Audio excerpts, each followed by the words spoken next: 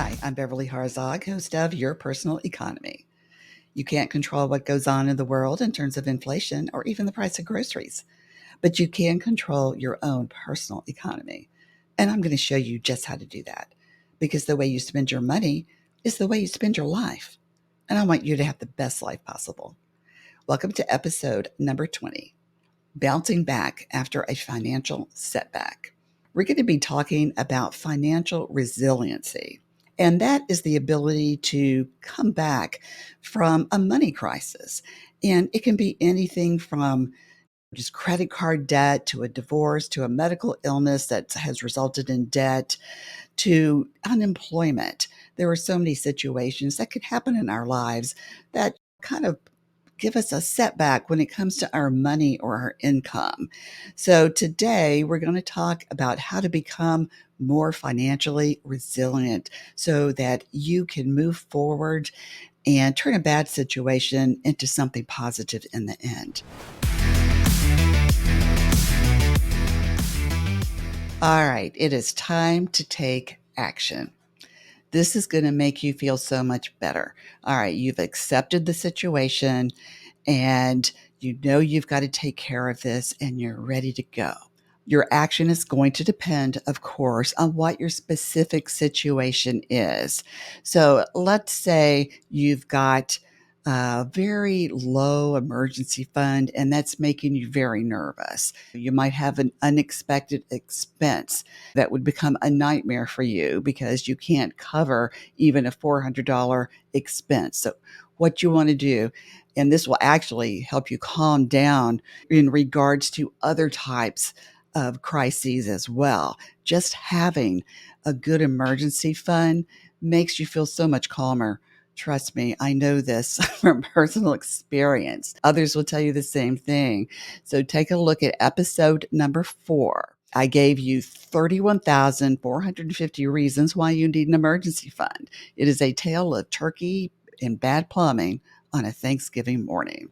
So take a minute and listen to that episode of my podcast, and that will give you some ideas on how to get that emergency fund going. At this point, you probably know why you need it, but you need some practical steps. And then you need to know where to keep that emergency fund. And in episode number 4, you'll find that I recommend a high yield savings account for that. So you get a little more interest.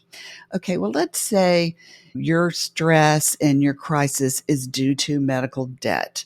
I know a little something about this as well. In 2018, I was diagnosed with breast cancer. I was fortunate. I had great insurance at the time, but I still kept getting bills. Sometimes it takes a long time for insurance to work its way through all of the bills. So I had surgery and then I developed a MRSA infection and had to go back to the hospital. I was put in isolation for 5 days, had to have surgery again to help clear out the infection. And it was just such a nightmare. I had to pay some of these bills. I had some out of pocket expenses. Like I said, I had great insurance, so that was wonderful, but I still had out of pocket expenses and had to cover that. And that's where my emergency fund came in. But let's say either you don't have great insurance, which is something many Americans deal with, or your out of pocket expenses are so high you can't cover them.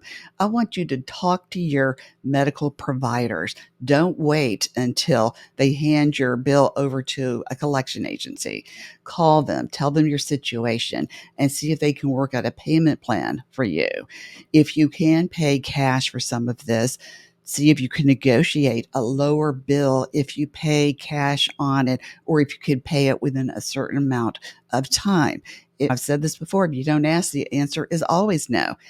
It never hurts to ask. Show that you really want to pay this bill, but they need to work with you to help you take care of it. And in most cases, they will work with you. They will help you. So keep that in mind. Now, another thing, let's say you've got credit card debt, something I know about.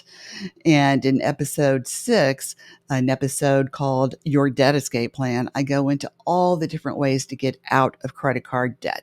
either the do it yourself, like the avalanche or the snowball or the blizzard, or a balance transfer, credit card, or consolidating your debt on a personal loan. So there are a lot of good options to help you deal with this so that you don't have to pay interest, which would be a balance transfer card, or maybe pay less interest. And even if you have to do it yourself, we say the avalanche, where you start with the highest APR and work your way down to the lowest APR. You save more money that way.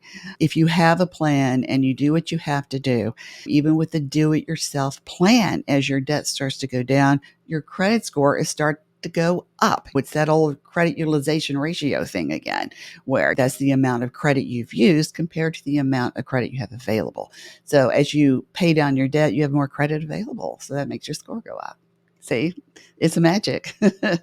So keep that in mind as you're going along and paying down that debt. And in a minute, we're going to talk about what keeps you motivated, because it's so important to keep going. It's easy to just get exhausted in the middle of all this, or just mentally tired. You don't feel like doing it anymore, but you have to stick with it. Persistence is the best way to practice that financial resilience. Once you have a plan of action, you get going and you stick with it. And that's how you bounce back. So you have accepted your situation and you have a plan of action in place. How do you stay motivated while you go through all this?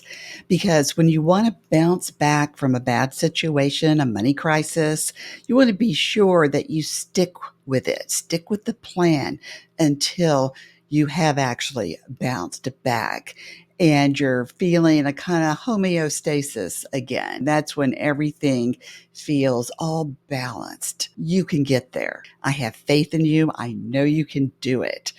Now, one of the things I suggest is making sure that you get outside. If you're okay to exercise and you enjoy that, you might want to check with your doctor before you do this if you have any questions about whether or not you should be doing it.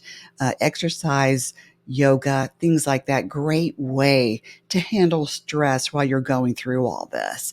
Plus, you get those natural sort of endorphins going because you're exercising, circulation's going. It helps relieve muscle tension.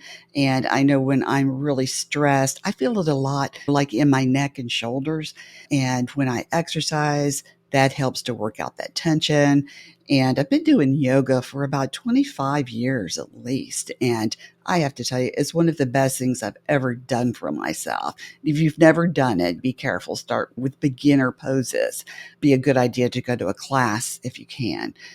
But gosh, it makes me feel so good. It gives you just a feeling of well-being all over. Another thing I want you to do, and this, don't laugh, I want you to get a theme song. When I first started doing media like TV and radio years ago, like 20 years ago, I decided I needed a theme song. And what this did for me is that I would listen to the theme song before I had to go on the air.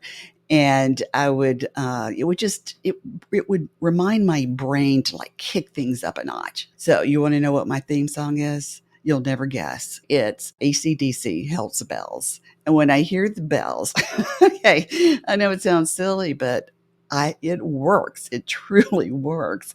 All of a sudden, I just feel myself kicking up things to a new level. And it's kind of the way to trick your brain so your performance just elevates itself. Of course, nothing beats preparation. Your theme song won't work if you're not prepared, but it can work for you if you're just looking for something to pull you out of a funk. You're feeling, oh gosh, I'm so tired of making these payments. I want to go on vacation. Well, play your theme song and remember why you're doing this, and pick a song that makes you feel good about yourself and gives you energy.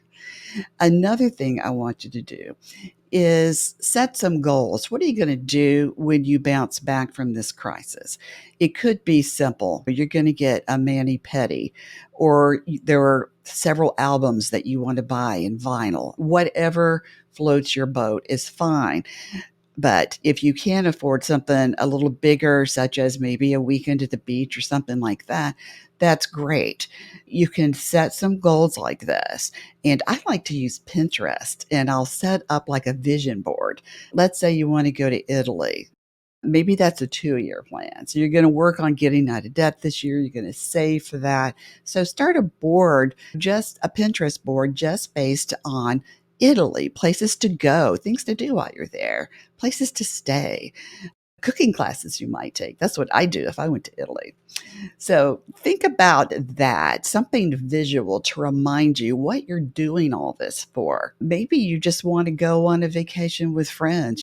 I live in a suburb of Atlanta. So when my kids are growing up, we frequently went on vacation in Florida. And I've been to just about every beach in Florida over the years. Plus, years ago when I was single, I used to go there with a group of friends. We'd all get together and go down for like 5 to 7 days and just have a good time.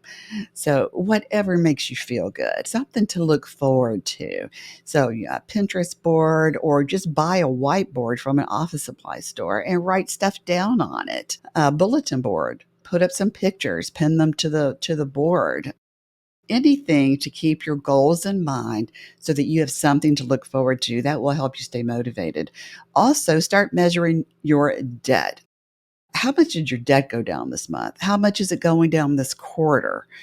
Did you reach a big milestone? Say you cut your debt in half. Well, that might be worth a mani pedi right there. Or maybe you would just like to have some friends over for a potluck. Everybody can bring something and watch a movie. And that's the other thing I want you to think about, connectivity. You need to have a social life while you're going through something like this. And it could be family, friends, maybe people that you play tennis with, anybody that maybe shares an interest that you have, or just you just like their company. You enjoy intellectual conversations, and even social media accounts. I'll give you that one. Not everybody enjoys getting around a lot of people.